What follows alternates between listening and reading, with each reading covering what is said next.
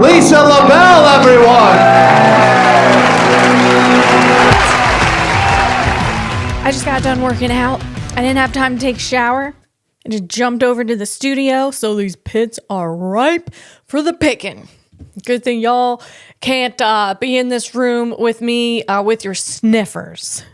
Because, woo, some days it's just like that. That's just how today is, man. It is hot out there today. It went from 24 degrees to 75 degrees. It's hotter out there than a bee butt popping honey. That's what I think. And that's called a puffin butt. When a bee pops that honey. And I think that's like around 75 degrees. That's what I was told. We got a lot to get into today, and I'm so excited. We got some news. I had a stand-up set last night, and it was really fun. Not a lot of people showed up. Tuesday night, I tried reining them in. I stood outside the venue, and there was two interesting encounters. One of them, it was a couple who was probably in their 60s, and they're walking by. I said, "Hey guys, you want to come into the show?" And they're like, "We're playing Pokemon." And then they just kept walking. I said, "Hang on, did you say you're playing Pokemon?" And they turn around, they're like, "Yeah." And the guy showed me, he's like, "Look, we found this." I was like, "All right, guys." They're like, "We do this on Tuesday nights. We walk around the city here and we play Pokemon together." It was fantastic. That's great. They're doing something together. They were excited about it, and that made me happy. The other encounter was three men. Probably, they were in their probably 60s, I'm going to say. There's a lot of lawyer firms around there because it's right, the place where I did it. It was right in the heart of the city where the courthouse was across the street. And it was a little city, really super cute, but a ton of lawyers. Like, I've never seen so many lawyers ever. And I used to work at Morgan Stanley. And I knew a lot of lawyers there, but not all in the same place. So if I'm going to guess, they were some lawyers maybe. But one of that guys, man, he was feisty. They're walking. I said, "Hey guys, you want to come in? You coming into the show?" And two of the guys were just like, "Oh, no, what do you do?" "Oh, stand-up comedian." And the one guy turns around and he goes, "Tell me your best joke." This is what he did. He goes, "Tell me your best joke." And he pointed at me with both fingers and his thumb. Joke. I think he snapped at me too, man, like dance monkey dance. All right, dude. You know what? You say to me, "Tell me your best joke." Let me tell you something. My best joke took me 2 years to craft, man. And you're out here demanding my best joke like you're some VIP. Huh? You want a private show with my best freaking joke on the street, and then you want to judge it there on... Who do you think you are? Well, you think you're Warren Buffett? The only people I would do that to if they said, "Tell me your best joke," is Warren Buffett, Christopher Walken, Martin Scorsese, and Andy Dick. Those are the only people I would do that for. Anyone else who says that to me, you can go pound man, like I'm your freaking dancing monkey. If you want to hear my best joke, then you come on into my show and you listen to my whole freaking show, and then you can judge it. That's what I say. Tell me your best joke. Tell me your best joke. Knock, knock. Who's there? My comedy show who? The comedy show where I tell you my best joke. Gow. So that was a little crazy. got me a little fired up before the show. But it was good. It was so much fun. And I also had a improv show the night before that, and that was so much fun too, man. It was a lot of fun. I would have liked to be a little more on my A game with that show, but I've been taking ashwagandha and my hair has been getting insanely thick, but apparently ashwagandha, I was taking it like so maybe be a little less anxious because I don't drink, I don't smoke, I'm a square. You know, you cut a square out of a dough, like you're going to make some crackers. And one of those squares, that's me. Just plain freaking square. You know, so I've taken ashwagandha. Well, apparently it does something with your GABA and your serotonin receptors, and it squishes all those down, and it could have like a depression effect and give you brain fog. I call it brain glitches. And I wasn't on my total A game, but I still had fun. I stopped the ashwagandha. God. You hear something and you're like, oh, you do a lot of research, and then you find out it's no good. No good. Too good to be true. But that's okay. That's all right. We're doing good now. It's all good. Someone left a package on our porch, and this was before my stand-up show. And that someone was FedEx. That was FedEx. And the package it looks like it's an entire garage, like a build out, a garage workshop build out. That's the two packages. Taller than me, all right, which isn't hard to do, but that's really big. Taller than me, super heavy, way heavier than me. And I didn't order a garage workshop, and neither did husband. So now you got these FedEx, these packages on our port that were erroneously delivered. The FedEx guy, he already freaking went down the road. He left, and now we're stuck to deal with it. God. You can't read numbers. It wasn't even like, oh, I think he was dyslexic. It was very clear what the numbers were. Dude, come on. People out there are like, well, some people can't read numbers. Well, then you shouldn't be delivering packages. Then you come get the package and you go take it to the right house and make sure you bring your truck. So that was okay, though. After the show, I went to the house. And I met our neighbor, and they were really nice. And this was probably the nicest young mom I have ever met. Her toddlers were running around laughing in the house, and she got like 3 dogs and a lot of cats that she takes care of. And she was just the sweetest person ever. And she looked exhausted, and I don't even know like how she got the energy to be really nice answering a door, at 8 o'clock p.m. But she did. And so that was a good experience. But they still haven't came and gone the packages. So we'll see how that's going to. I'll keep you posted on what's gonna, how those packages gonna get off that board, man. What else is going on? Anyone have a washer and dryer situation out there? I don't. I do not. We had some fancy washer and dryers, the ones with the motherboards, and where it would like break every month, and then you had to get GE to come out or LG, whatever, whoever. And then the washer, like, it had a weird smell because of the seals and all this oh my God. So when my husband and I moved, I said, we're leaving these new fancy washer and dryers here with this house, and we're going to go buy some old school ones with the agitator, and it's really loud. It goes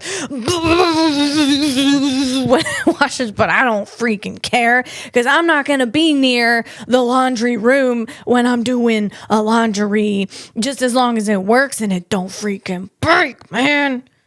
Because when that washer and dryer break, it is the most inconvenient thing in the world. Especially when you have people coming over, you got to do a bunch of sheets and comforters and a bunch of clothes and a bunch of floor mats and cleaning rags. And, oh my God, and then it doesn't work. And it's going to take the guy like a day or two to get out there. And then it's going to cost a lot of money to replace the motherboard. No. So we got some pair of old school ones. They're like the short ones that you had growing up. And they're amazeballs. So my brother, he texted me. He's like, hey, mom said you just bought a washer and dryer. And I'm thinking about getting a new one because ours broke again. And I was like, hey, mom, I guess she was remembering wrong because we bought them over 5 years ago. But that's okay, mom. That's mom. Oh, they just did that. There's like her timeline gets a little flipped sometimes. But, it's funny. My brother was like, he was like, yeah, there's new ones. They got this AI wash mode. Ooh. But we know it's like gimmicks. It's all gimmicks. We're just all freaking guinea pigs. They're like, I don't know. I don't think this is going to work well, but we're going to put it on the market anyway. And let's see what kind of problems people have. Then we'll make it better in the next model. And then it just never really works out very well. Because here's the thing. This is what my brother said. My brother, he's an engineer. He was like, all the washing machine needs to do is wash your clothes. And they figured out how to do that 40 years ago. Perfectly perfect. It's great. No, this is exactly what he said. This is what I remember. He didn't say perfect. He said all a washer machine has to do is wash clothes. That's it. They figured that out 40 years ago. And now they're over here, just trying to come up with different gimmicks to sell new models for higher prices. And it's the truth, man. Just go and get the old school ones that was made 40 years ago and it works just perfectly fine. This is not something where we need to reinvent the wheel and put technology. I know that. That's one area where I'm like, we don't need fancy touch screens. Just give me the old knobs. Put some old knobs on there, knobs, and let me turn a dial, push a button like we're in a 1950s nuclear power plant lab. And boom, easy peasy. No fuss, no muss. That's what I'm saying. Hey guys, would you be interested in, I was just thinking about this, and this is down the road, but I would love to bring this podcast on the road. What do you think? Someone out there, you want to make a comment? It'd be super fun. I'd be handing out some Hans devices, not real ones, because those are like super expensive, but we'll have like foam ones, and they'll be fun, and we can all put our Hans devices on when we have a robot video that is so freaking mind-blowing that your head might snap off your neck, and we all put it on, watch that video, talk about it. Have some guests on, experts in the field who know what they're talking about and can actually grasp what is going on in the AI and robotics world. Would you all be interested in that? I think that would be so freaking fun, man. Yes, let's do it. Let's do it. Where's Lisa? She in Reno doing her show with her audience and her supporters. I love you guys. Thanks for listening in.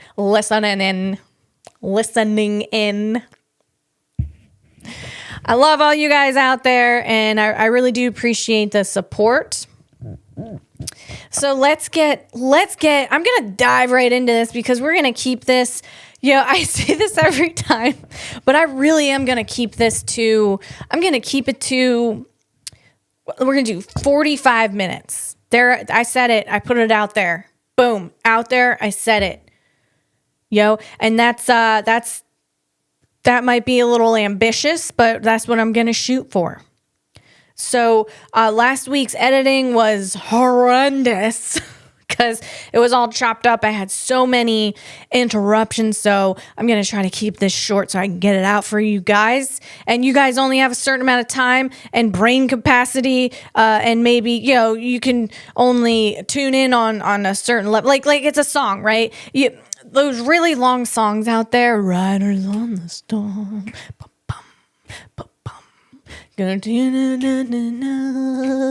Or let's see. The Stranglers, walking on the beaches, looking at the peaches.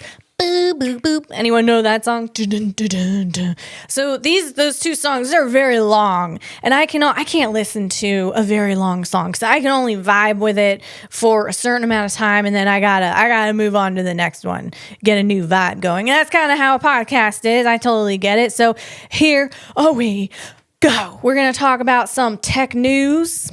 Now, everyone's talking about, I've noticed on CNBC today, the whole show was about the AI bubble.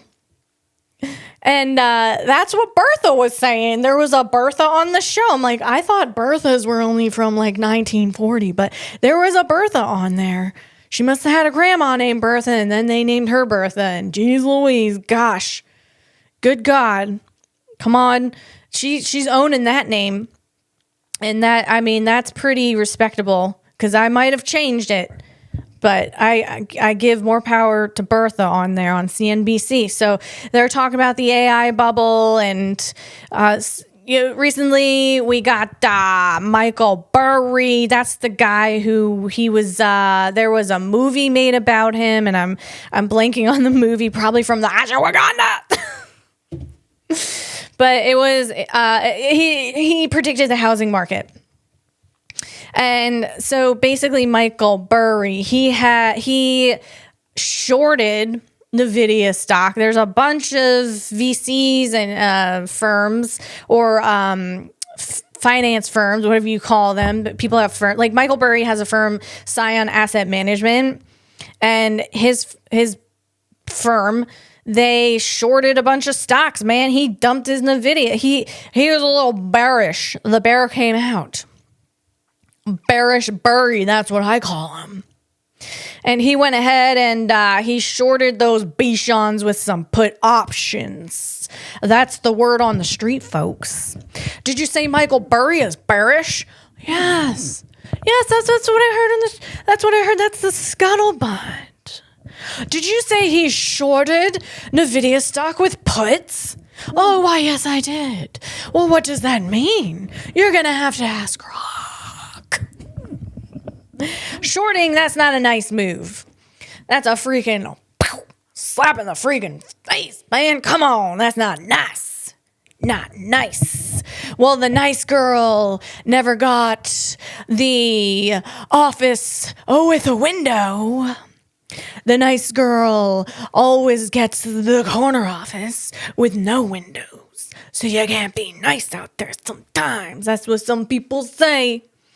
That's what they say. But Michael Burry out there, he got bearish and he got that Scion Asset Management. And no long holdings. Let's see. He has no long holdings left of Nvidia. Went net short with $186 million in Nvidia puts, plus $900 million, against Palantir. Oh, he did the Palantir thing too. Oh, this guy got Michael Burry Bears balls. That's what we call him. That's what we call him over there at that Cyanide Management. Wow. So he's bearish on this whole AI thing. He thinks there's an AI bubble and it's going to pop. It's going to go pop. And then everything's going, going to hit the fan. That's what. And then the other people here, we got Peter Thiel. Bear with me. I want to make sure my audio is going on. Okay. We got Peter Thiel. He's got Thiel Macro LLC and 100% exit. He did a 100% exit of $100 million stake in Nvidia. Let's see, about 40% of the fund's prior portfolio. Funds slashed overall U.S. equities by about 66% to 74.4 million, pivoting to Microsoft and Apple. Wow, he went to Microsoft and Apple. Oh my God, Apple. Apple's got those seeds, and those seeds, if you got too much of that, they got that cyanide in it. And that's all I gotta say about that. Okay, so let's see. SoftBank. We got who's over there at SoftBank? Masa's son. He's over there at SoftBank. What's Masa doing? Masa he sold its entire about $32.1 million share stake for about 5.8 billion. Excuse me. He sold $1 million share stake for $1 billion share stake. Wow. Let's see. That was in October. It was disclosed in November. Redirecting funds to OpenAI and $1 trillion AI hub project. Now, here's the thing. I kind of see the thing with Masa is he is a part of that Stargate project with Sam Altman. I think Larry Ellison, I want to say. I talked about this on a previous podcast, I think in January. And they are a part of the Stargate project, which is the AI infrastructure in the United States of America. So, so if I see, I guess, yeah, no, I don't know. I don't really understand. I mean, the only tie I understand is he's just wanted to free up some cash to put more into OpenAI, which is, this project he's doing, Stargate. I'm not saying they're connected. That's how I'm connecting it and juxtaposing everything. But what do I know? Moving on. So they are... It's just kind of wild because Nvidia has a valuation of $5 trillion plus. It's about $5 trillion valuation, and it just ahead of Nvidia's Q3 earnings on November 19, 2025. That's when these companies there were more that started quote unquote dumping the Nvidia stock, and in Q3 they're like trimming the tree. Okay, they are trimming their portfolios before Christmas, trimming the tree before Christmas, and getting rid of some of that stock, freeing up some money. And, trimming the tree. I'm not sure what kind of tree we're talking about, but it sounds like a spicy meatball. A little, je ne sais quoi, that you can't really explain it. But I think they got really excited about doing that, trimming the tree. I don't know. Let's move on. Not really sure what I'm talking about with that. So let's go. I'll keep posted. I'll keep up on that, and I'll stop repeating myself right now. Go. In other news, we have an announcement today.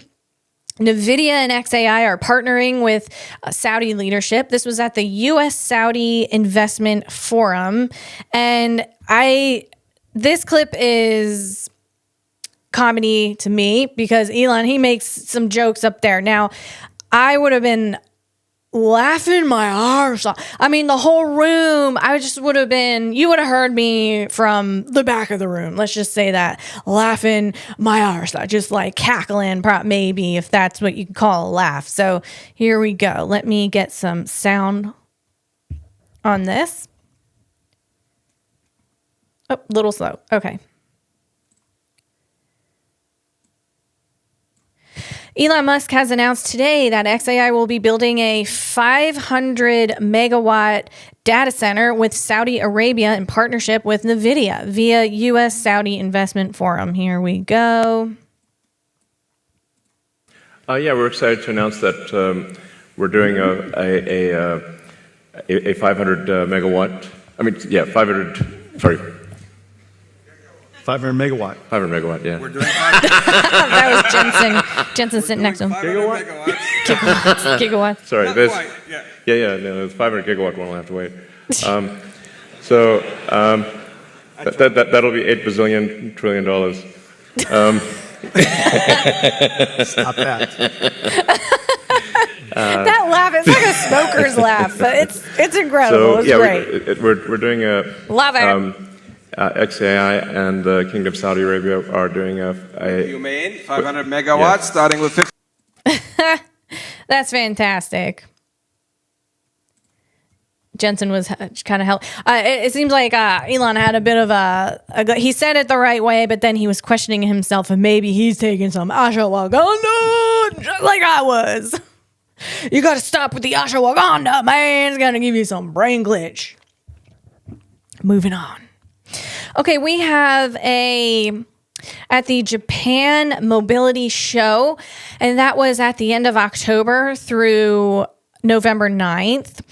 And we have a little, let's see, Toyota unveiled, bear with me while I pull this up. Okay, Toyota just revealed one of its strangest concepts at the Japan Mobility Show. This is Mark Thurman, and he thinks it's strange. I think it's really cute, and actually, I think I'm a little surprised at how I think about it, because I have a flip side of this as well. So I think it's super cute. They unveiled a self-driving electric pod made specifically for kids. It's called Kids Mobi. This thing is so freaking cute.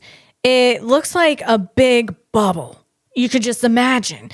And the whole front of it opens up. Your child sits in it. And then what happens is it has the cutest lights. There's lights on the front of it that are like big doughy eyes.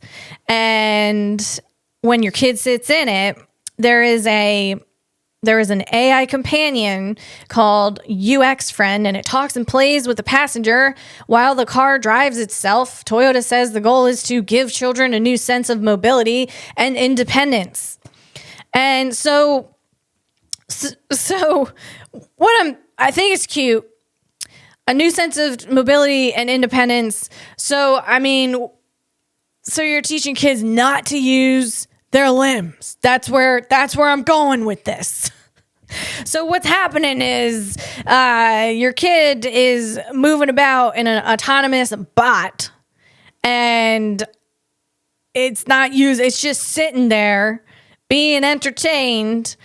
Hand your kid a milkshake, and we have just entered the world of WALL-E as our reality, man. We're teaching our kiddos not to be mobile with their human being bodies. Be mobile in this thing. Just sit there. Do not use any calories from any physical exertion. Just sit there. This thing drive you around, man.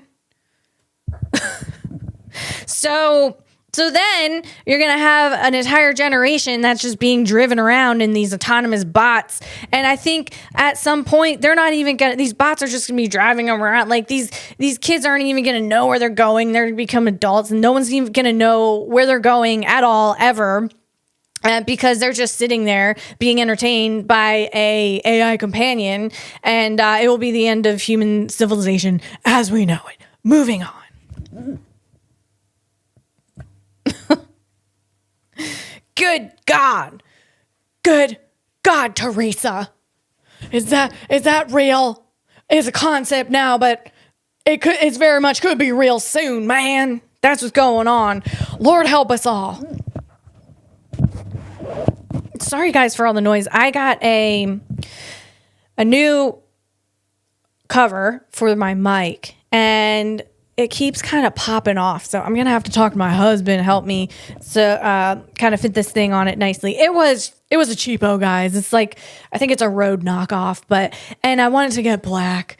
So I got the one that was as cheap as possible, and it was pink, but then that looked kind of weird. I didn't like it. So then I got the purple one, which was like $5 more than the pink one. So here we are. So bear with me. Thanks for bearing with me. Okay, moving on. Oh my God, this is so exciting, man. Holy smokes. Okay, I have learned about something new called photon computing. What? It's exactly what it sounds like. It uses photons to compute. Now, I've talked about quantum computing before. I've talked about thermodynamic computing, that extropic. But this is different. It's photon computing, and I had to dive into it. I had to learn about this. I think that this is the next wave of computing, and honestly, I think this is there will be some things that come after this, but this is going to be a big, humongous deal. And let me tell you why, okay? Photons are all you need to train the AI. That's it. I'm going to put my Haas device on and explain some things to you because this is going to blow your brain out your freaking butt and it's getting your head might snap off your neck. So here we go.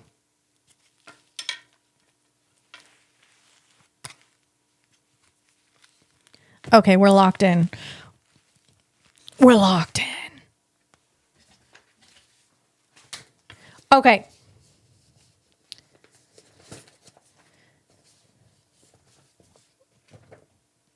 Photonic computing, or also known as optical computing. And yes, fiber optics. Yes, yes, yes. My students, yes, you are grasping the idea of photon computing. Sorry, I couldn't resist. Okay. Oy vey, moving on. Okay, photonic computing or optical computing is a revolutionary approach that uses light particles, photons, instead of electrical charge carriers, electrons, to transmit, process, and store information. The simplest way to think about it is replacing the copper wires inside a computer with tiny light-carrying fiber optic channels built right onto the chip, and that's a silicon photonics. And you're going to have your TCMC. That's that Taiwanese semiconductor company making those. They're not the only ones that make them, but they make the majority of them. Okay, so like I said, I've talked about quantum computing before, and this can be all a little confusing. So I'll go ahead and try to explain it in the easiest way possible. Why photon computing is different than quantum computing. Now there are hybrids, but I'll get into that in a minute.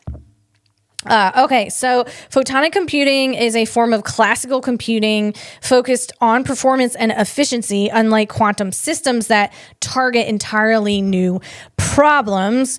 Quantum computing, remember guys, last week we're talking about that superconducting qubit, trapped ions, and I'm talking about the basic unit in a quantum computer, that's a qubit. It can be a 0 or a 1 at the same time. And that in-between state, like the 0 and the 1 at the same time, that's called superposition. And you have entanglement when two or more qubits become linked so that the state of one instantly determines the state of the other, no matter how far apart they are. You could have an entangled particle in Atlanta and another one in Tokyo, and they are linked, and it is just freaking wild to think about, man. God, I don't even know. I'm trying to just figure out how half of this works, and it just blows my mind, the people out there who know how all of this works. Holy smokes. Okay, so I'm talking about quantum computing. Qubit is simply whatever physical system the company chooses to create superposition and entanglement. It's not, so it depends. Superconducting loops. A quantum computer can use superconducting loops to make a qubit.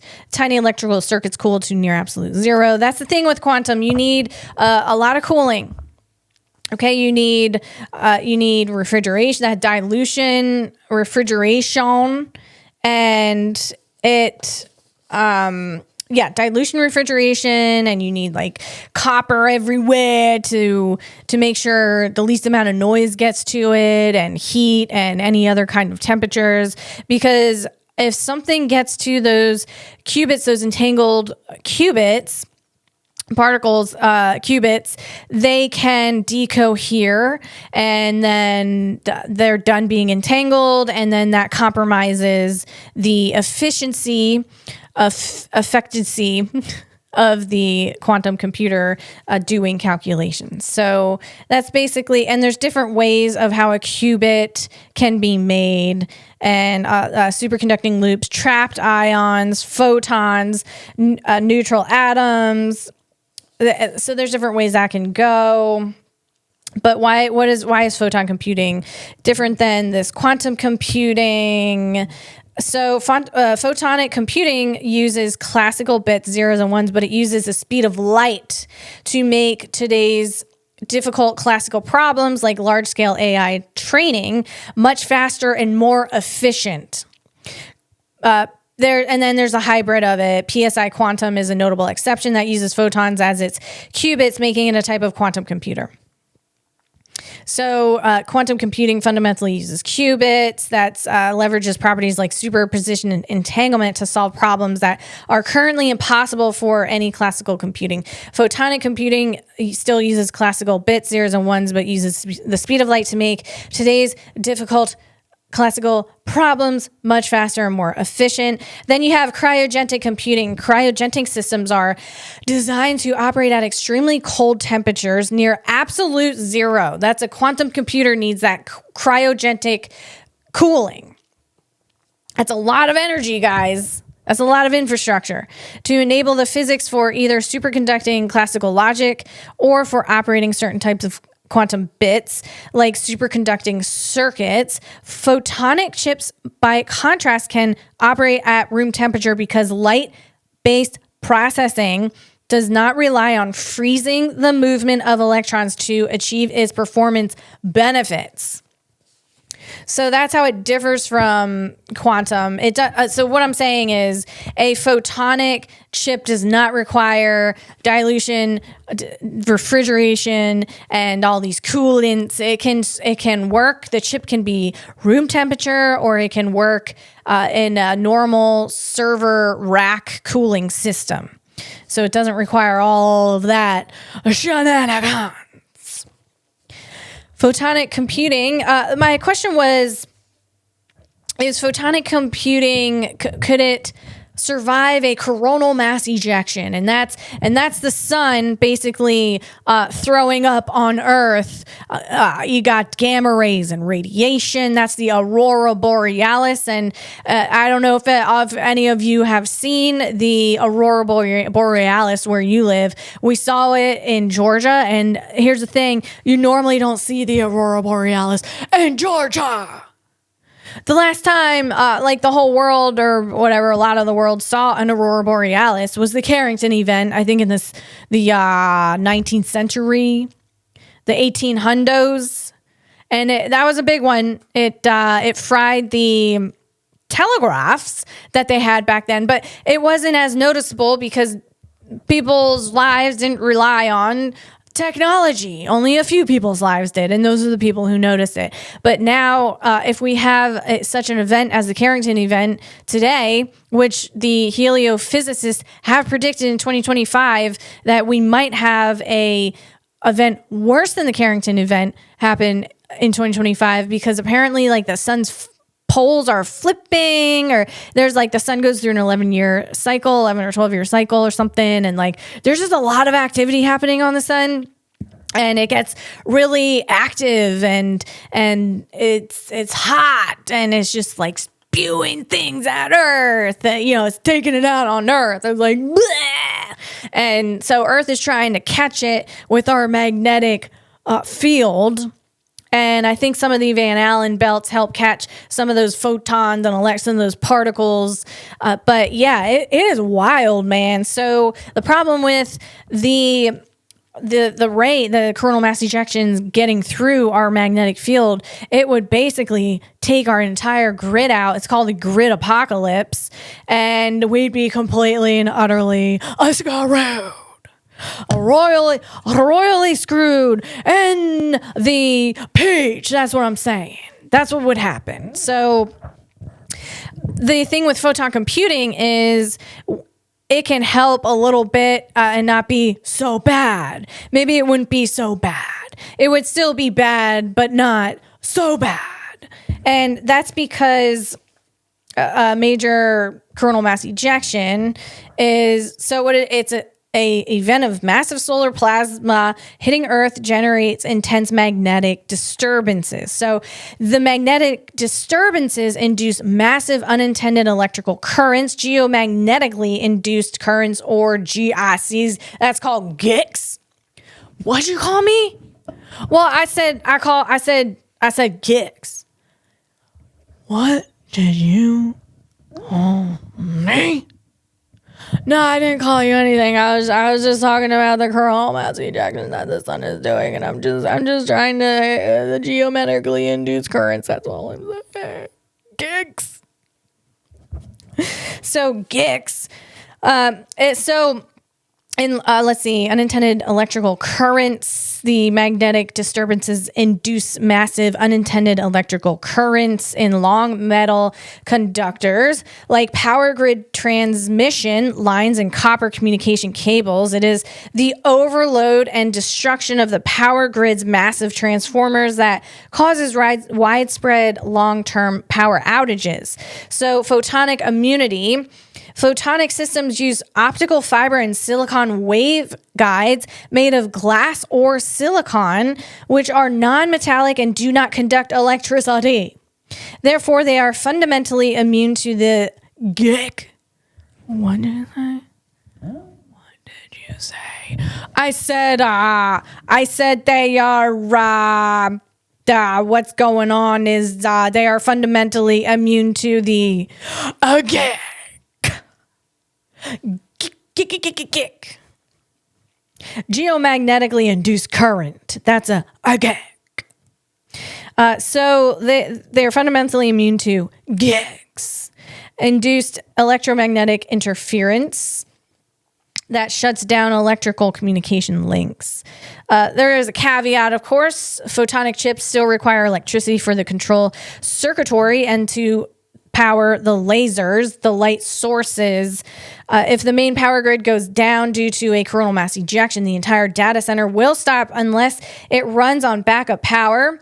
Photonic computing protects the data links and the processors from electromagnetic interference, but not the overall power source. But the thing is, it won't cause so much of a grid overload, photonic computing. So there will be way less of a grid overload, and I mean that will help mitigate the damage as well. So photonic computing is, let's see, being adopted in the biggest data centers. I know that the Nvidia's Vera Rubin racks, they already integrate them. And let's see, optical interconnects. The most immediate market is in interconnects. Companies are commercially shipping and deploying high-speed optical links to move data between the world's most powerful AI chips. The industry is rapidly moving toward placing these optical components right next to the processors to achieve immediate massive energy savings and speed gains. So that's amazing. Balls. The most innovative companies driving this shift These are some companies in the United States of America that I'm going to name right here. We have the Light Matter, focuses on both advanced optical interconnects and specialized chips. And let's see, that perform AI-specific calculations such as matrix multiplication using light. Does that mean anything to you? I don't know, but that sounds great. AR Labs specializes in tiny optical I/O chiplet. Oh, a chiplet. Did you see that over there? It's not a full chip, it's a chiplet. That's cute. This AR Labs specializes in tiny optical I/O chiplets that are integrated into large processor packages like those from Nvidia, AMD, and Intel to solve the power and bandwidth bottlenecks of electrical wiring. And then you got OpenLight provides the first truly open source platform. That's pretty cool. For manufacturing photonic chips, allowing any company to design a custom chip and have it fabricated, accelerating industry-wide adoption. Wow. That's amazing. And then you got that PSI Quantum, which is the hybrid, uses a quantum and photon computing, aims to build a fault-tolerant quantum computer where the quantum qubits themselves are photons leveraging their speed and low decoherence.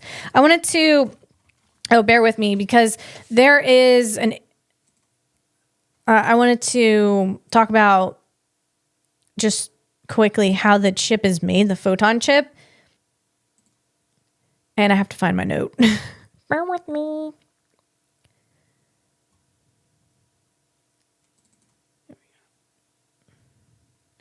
That's not it, man. That's not it.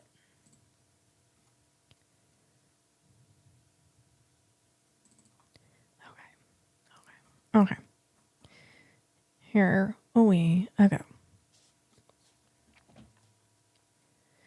Okay, so it is pretty wild how these chips, they're very specific.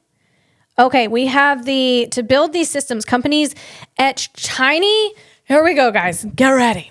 Put your Hans Weiss on. To build photonic computing systems or photonic chips. Okay? Companies etch tiny optical circuits onto silicon chips using the same fabrication plants. That's a foundry like the TSMC, that's that Taiwanese semiconductor manufacturing company, or Global Foundries that make phone processors. A key building block to these photon computing systems or a photonic chip. The key building block is the Mach Zehnder interferometer.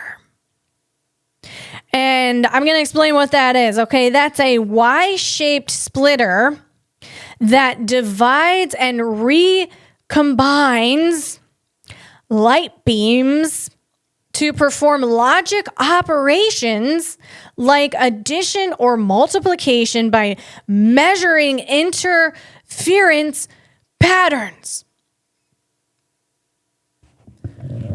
What did I just freaking say, man? What does that do? What does the Mach Zehnder interferometer do? What the frick? What the frick?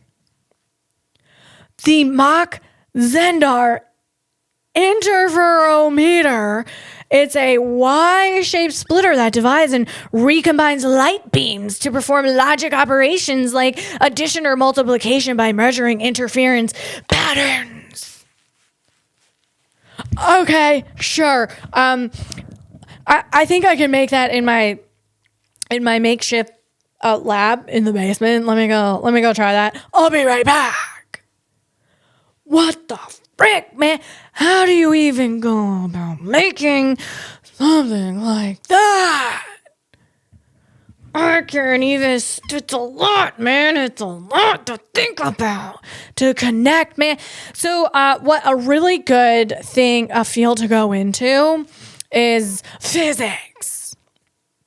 If you got a physics brain, I'd say go into that field because that's pretty popular and it's going to be popular for the next, I'd say, 20 some years with this photon computing. That's insane. That's amazing.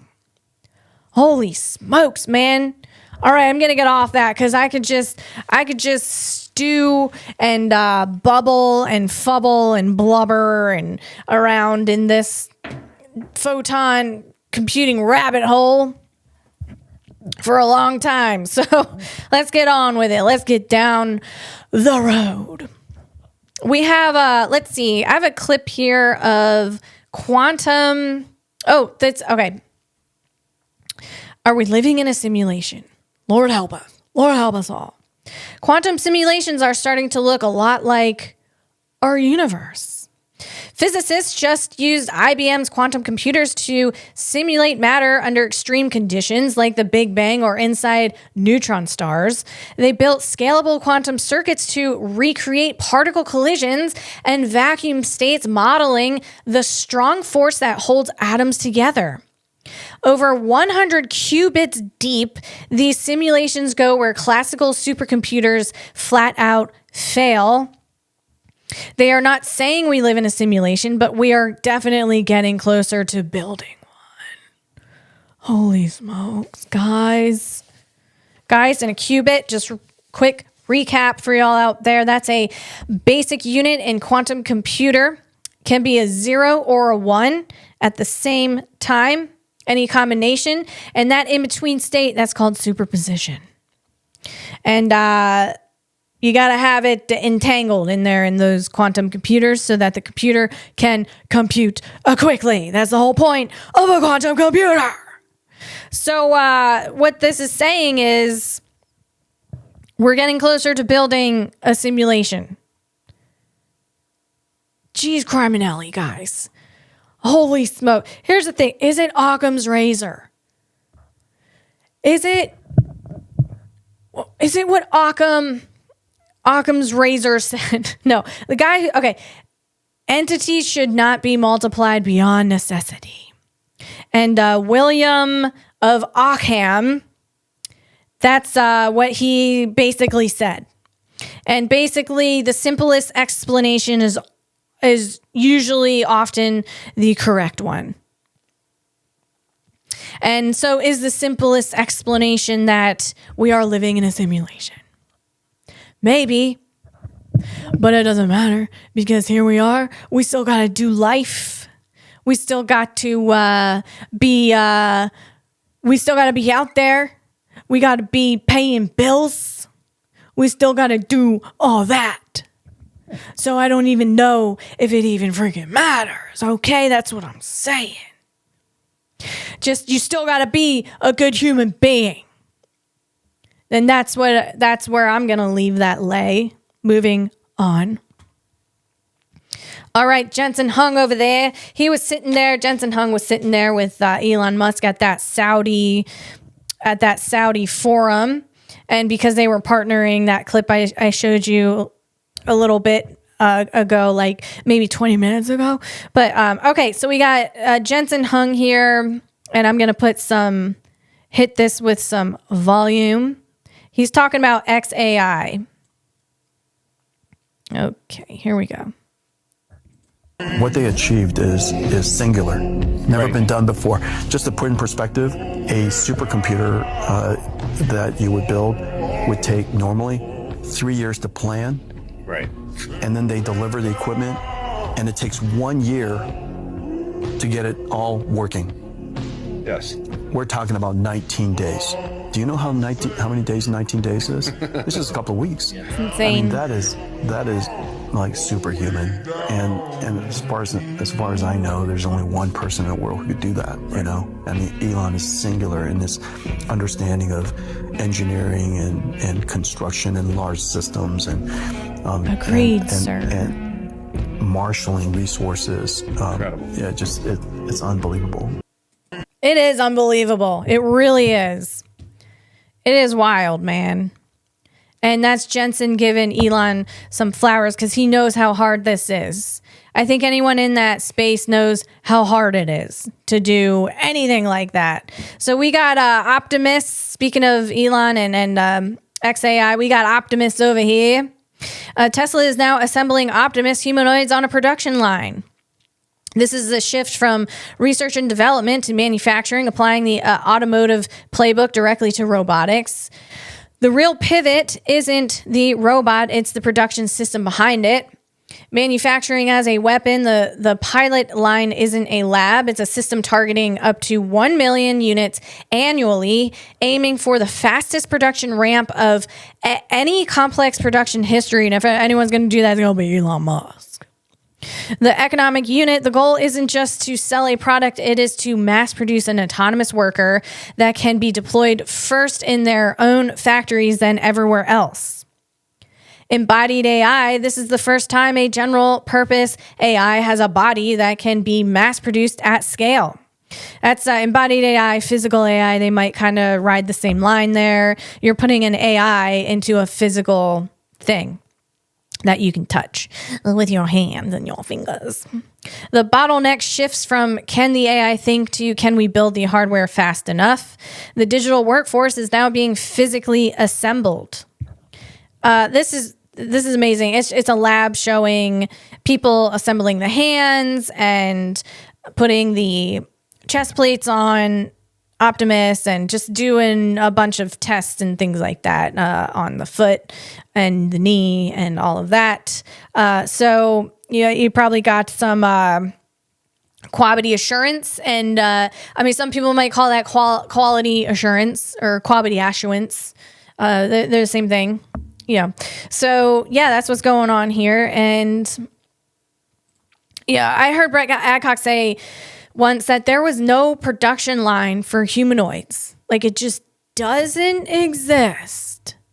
And that's why it is the hardest thing in the world to build a humanoid robot that is as accurate, that is as freaking fast, and it can think, and his body can move with his brain and do all these things and have good gait and have a really nice degrees of freedom, a lot of degrees of freedom. And I mean, it's really hard to build a robot, guys. I just, from the AI stack to putting it in the body, in the humanoid body, and making it all work together and how you need it to work. And that degrees of freedom, that's the number of independent movements its joints can make, like a rotation. So there's just a lot, and there's a way more to think about in how to build a robot. And I did do a whole segment on what you need in order to build a robot, and I probably even missed a few things on that, but you can go back and find that to get a bit of an idea of it. But it's wild. So Brett was saying there's no production, and then also you need a production line, and it's not like you can go to a factory and be like, oh cool, that's how you build your robot, that's how I'm gonna build my robot. Nope, didn't exist, doesn't exist, man. Zilch. So Elon had to build it from the ground up. And so does Brett Adcock. And wow. So let's see. And Elon is saying he's pretty optimistic about Optimus. Let me play this clip. How long is this? Okay. It's not too long. I think we may be able to give people, if somebody's committed crime, a more humane form of containment of future crime, which is if you say, like, you now get a free Optimus, and it's just going to follow you around and stop you from doing crime. But other than that, you get to do anything. It's just going to stop you from committing crime. That's really it. You don't have to put people in like prisons and stuff. It's pretty wild to think of the various of all the possibilities, but I think it's clearly the future. I like that idea because do you know how much money goes to prison? How much of our money, people who pay taxes, how much that goes to fund the freaking prisons? God. To keep people over there. I mean, what are we doing? So then you can just have them not in a prison, and you just have a humanoid with them, and it will stop them from doing a bad crime. That makes sense to me. I like it. Let's move on. Okay. What's this here? Oh, look, guys, here's the thing. We need, I'm saying Brett Adcock and Elon Musk is our only hope, guys. It's our only hope to get ahead in the AI and robotics revolution. It's them. It's up to them, man. Come on. We got to be optimistic. We got to give some support because I want to show you something. The country that it seems to be ahead right now is China. And everyone's like, oh, well, who cares? I don't even like AI and robotics anyway. It's the worst. Well, let me show you. You don't think that China can take over America? They can. Yes, they can. Oh, you better believe they can. And, everyone's like, oh, I don't want to have robo-dogs in defense and in police. Did you see what China's been doing? You think they're not going to try to come and take over us? If we drop below freaking ocean floor level, that's what ocean floor level is, below land. We don't want to drop there because then we're going to be insanely weak. And you don't think that, like, Rome fell, guys. Hello. They never thought they'd ever be taken over. And there were people who were trying to take it over who were, a force not to be reckoned with. I'm talking about Attila the Hun. He tried to take Rome over. But there were people who were very successful at taking Rome over. And I just want to show you what China is doing out there today. Just so you have an idea. Oh, well, it's not so bad if they take over. Let me show you this. Here we go. The China model is here, and this is what it looks like. A chilling look inside Shanghai's AI-powered surveillance. It's called the Urban Brain System. The blueprint for the social credit grid spreading across China and soon the West. In Pudong, a single control room can monitor every resident in real time. Every building mapped, every vacancy tracked, every elderly person living alone logged, every movement recorded, every behavior scored, and it gets better. Oh. Trash not sorted correctly. Cameras catch you from the 3 angles. Park in the wrong place, your violation is uploaded instantly. Residents themselves are enlisted as watchers, snapping photos, reporting one another, feeding the central AI. Franz Kafka, are you listening? 1984 called and they're knocking at the door. Good God. Good God. So let's see.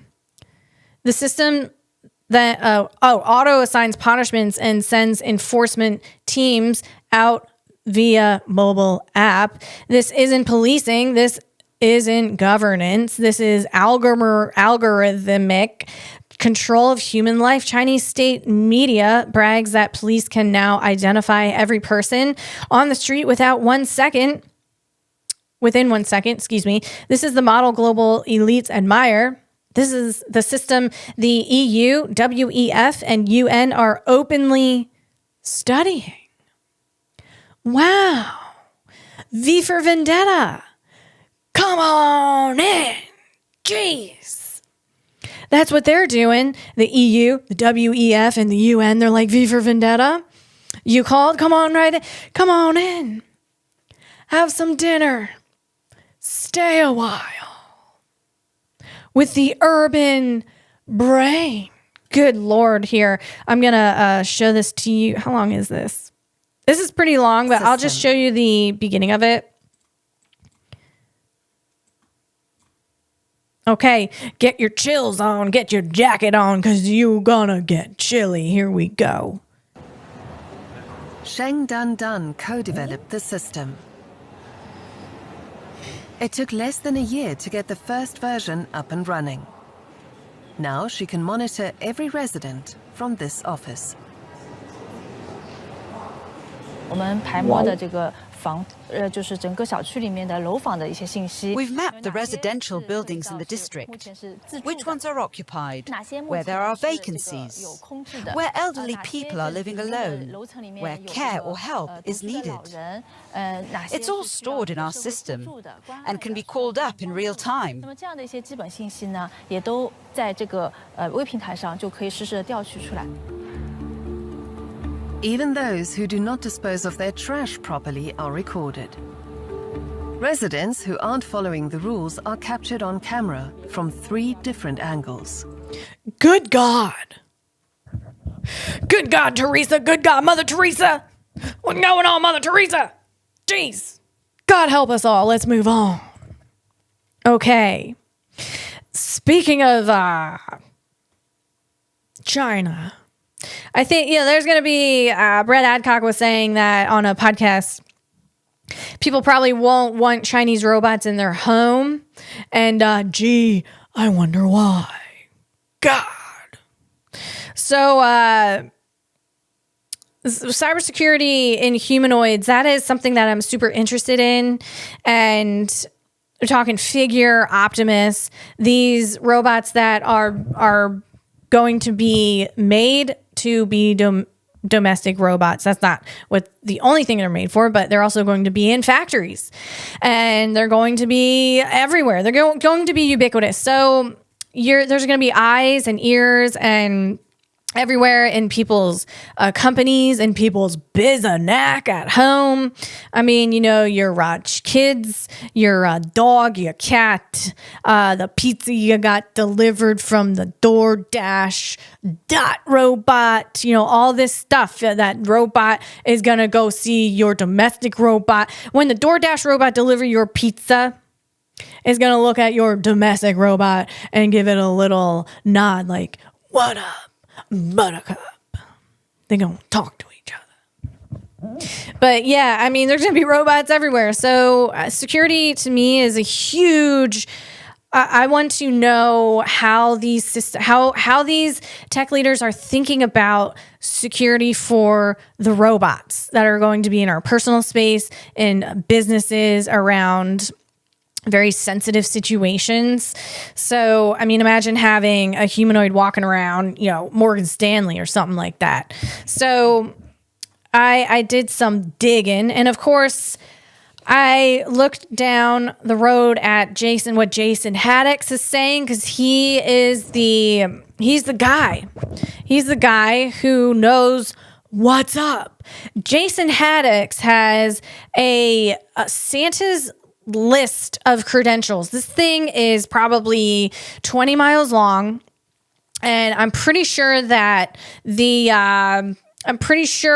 Grand Central Station was built on his credentials. So I'm always interested in hearing what Jason Haddix has to say about these things. So here we go.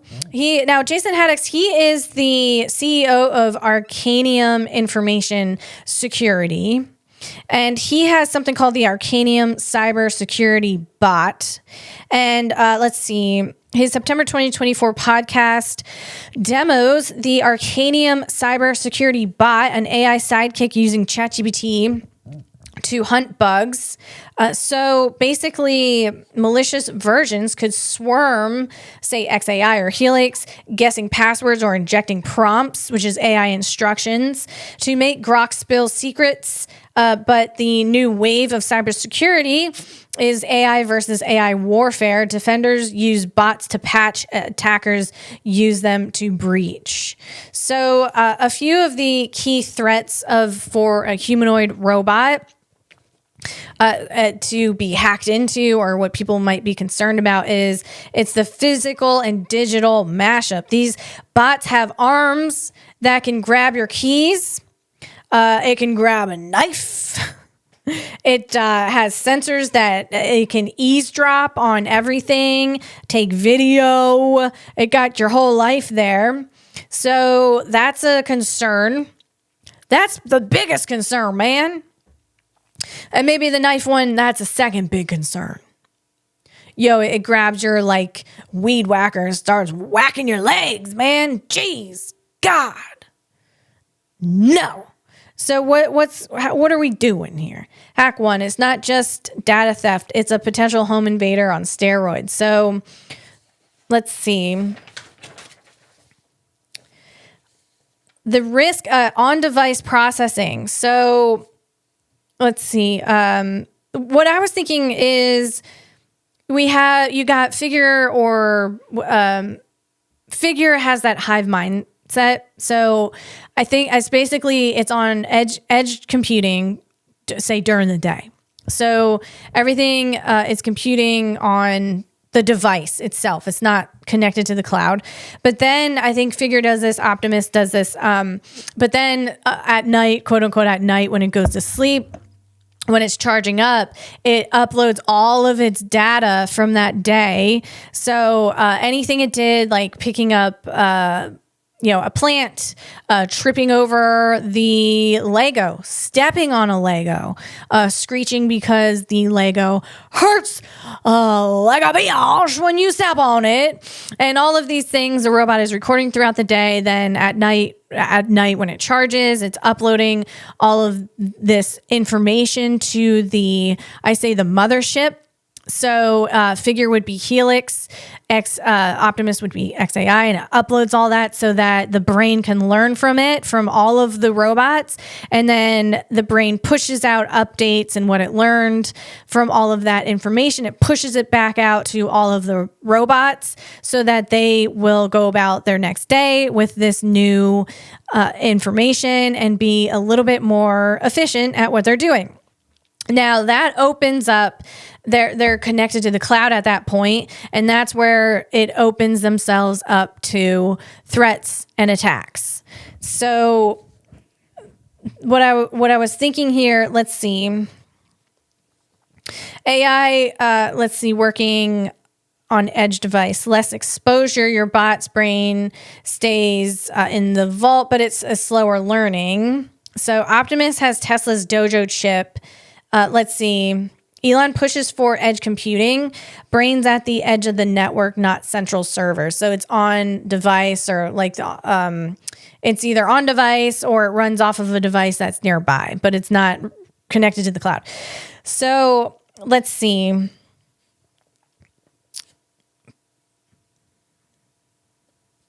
Okay, mitigations. Encryption. Encryption is one of the answers here. Let's see.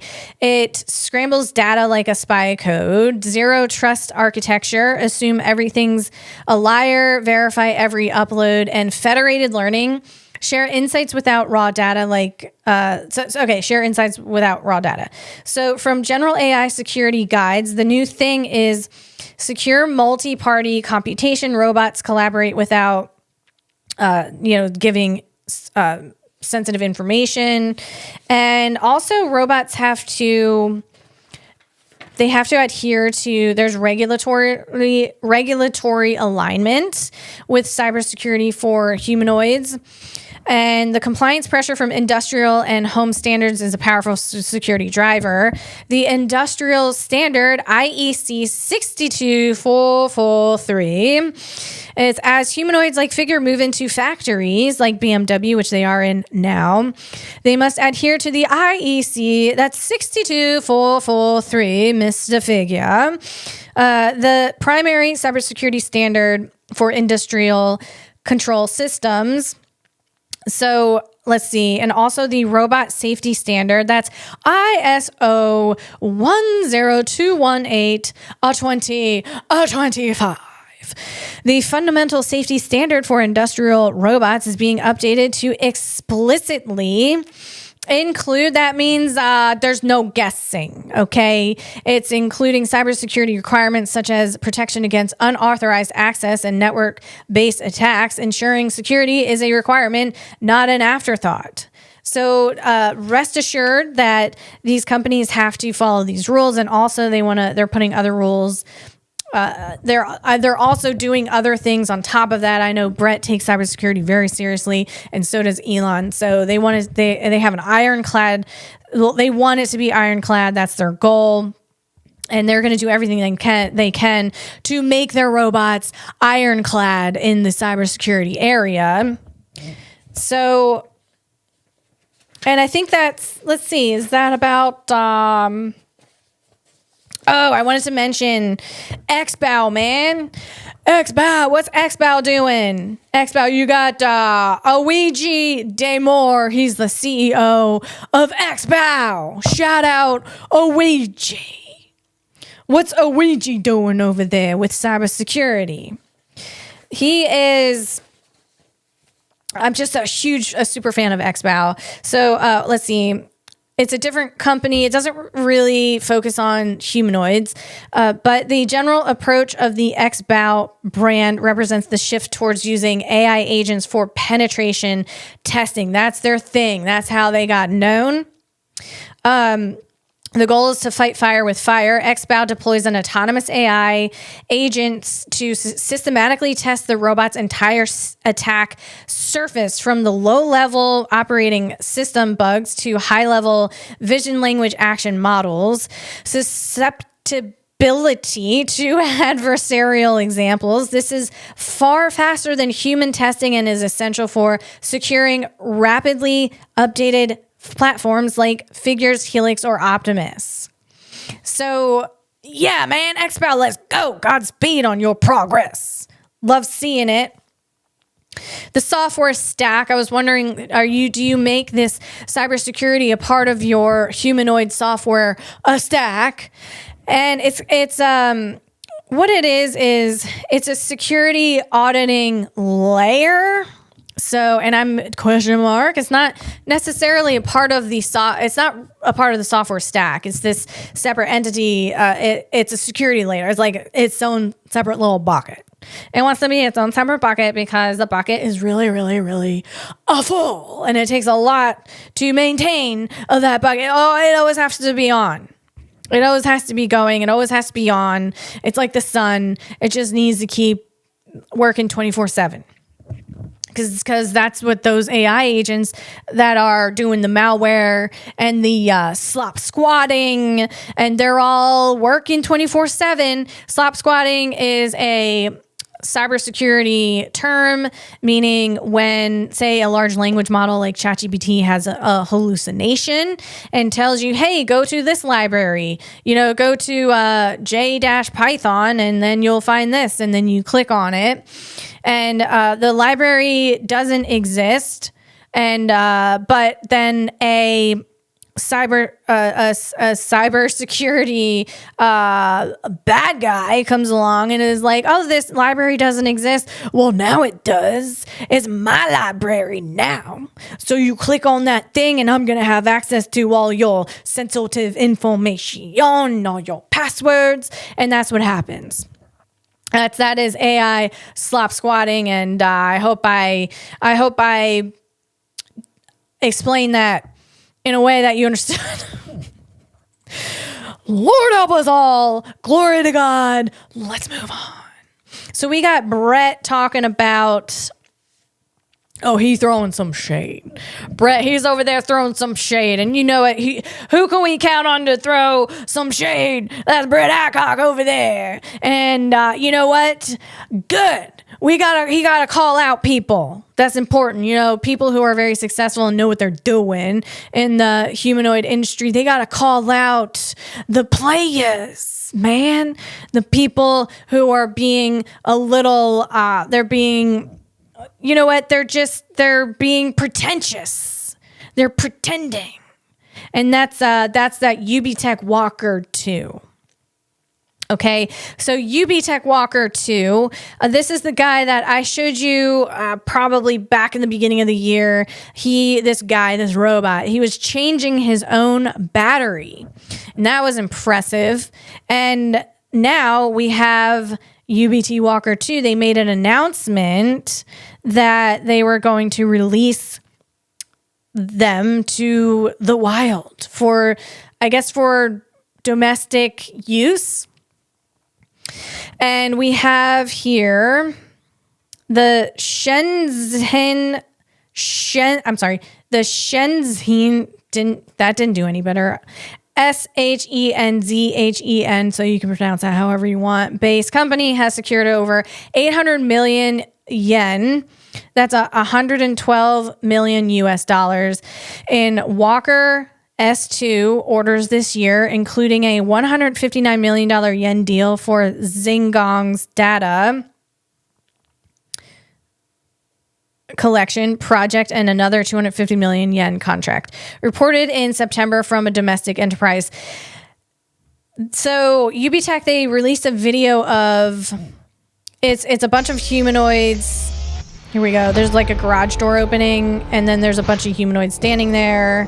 They're ready for service. Here we go. They're ready to rock. There's rows and rows and rows of them. And they're poised. Whoop. Oh, they're doing the battery thing.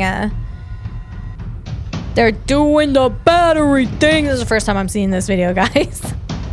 Oh, they're doing a little march. All right. They're doing a little piddle paddle with their feet. Oh, gosh. One of them put their fist up. Good heavens. Where are they going? What are they doing? They part of that urban brain. That's what I'm saying. That urban brain connected to them. Good God, Teresa. Mother Teresa. Good God. And now they're going into trucks. Woo. Wow, that's wild. So Brett Adcock was saying, hold up. Hang on 1 minute. Look at the reflections on this robot. Then compare them to the ones behind it. The bot in front is real. Everything behind it is fake. If you see a head unit reflecting a bunch of ceiling lights, that's a giveaway. It's CGI. Wow. All right. We're heating up, man. Getting a little, that's a spicy meatball. Brett would know. I don't know. Brett would know. He knows what's up. Brett Adcock accused UBTech of faking its hundreds delivered Walker S2 video. This is from the Humanoid Hub. UBTech has published another behind-the-scenes video of the humanoid robot fleet saying, saying they said it looked too perfect to be real, but perfection isn't fabricated, it's delicately engineered. Oh boy. Oh boy. You can't believe anything you see. You got to go with your instinct and use your noggin and those brains that the Lord gave ya. All right, moving on to Grokkopedia.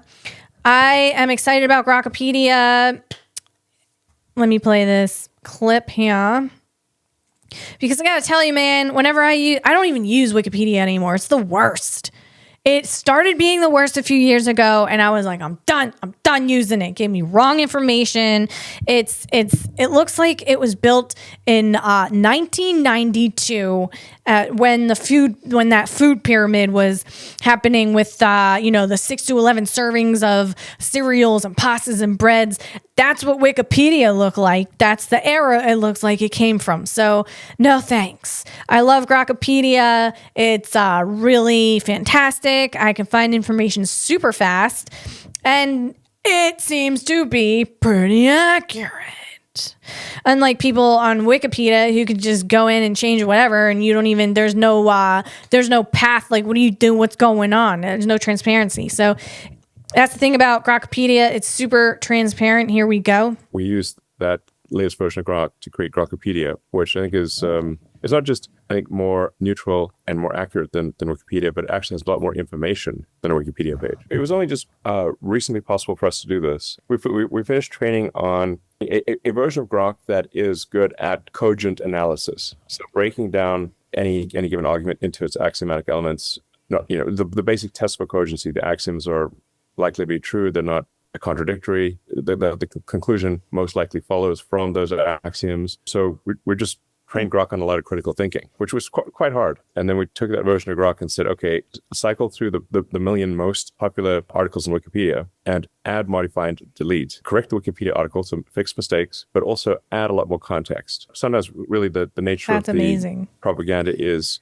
that, you know, facts are stated that are technically true, but do not properly represent a picture of the individual or event.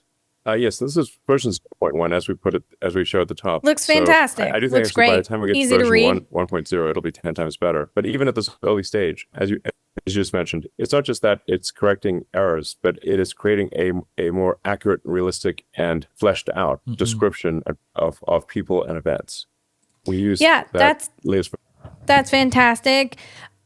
Love it. And in the future, it's going to be called Encyclopedia Galactica. And that's for when civilization needs a reset button.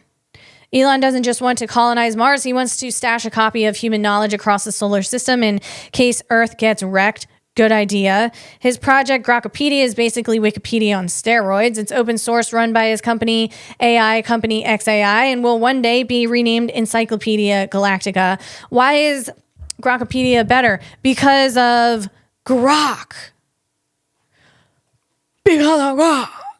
Wikipedia can never be that good unless they have someone who is extremely smart building a AI and then scaling the AI and making the AI accurate. So Wikipedia doesn't have any of that. Also, the funding behind it. I mean, that's why Grokopedia is that much better. And this is it. This is the new thing, man.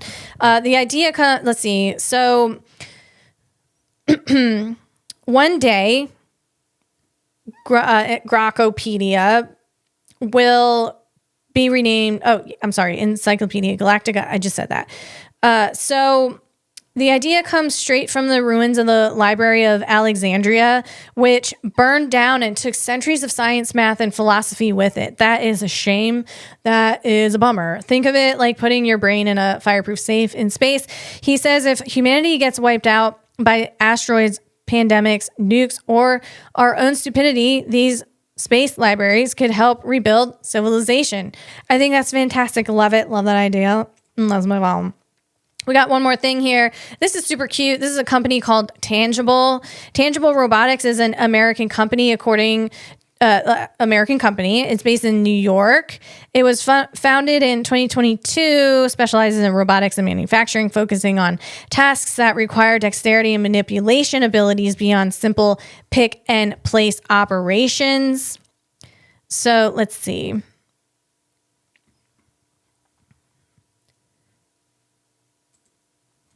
Here we go. Cute video.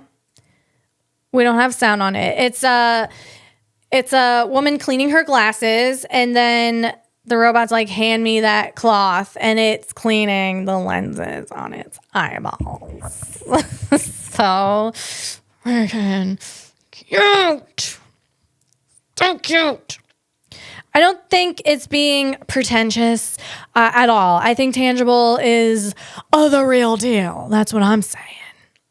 So on that note, I hope all of you have a fantastic week ahead, a fantastic weekend. We're coming up on Thanksgiving, and we'll be eating some cake and stuffing, and I'm always thinking about food and snacking over here like snack-a-lack-a-dis. And I'm gonna leave you with that. Have a beautiful day. God bless. I'll see you next week.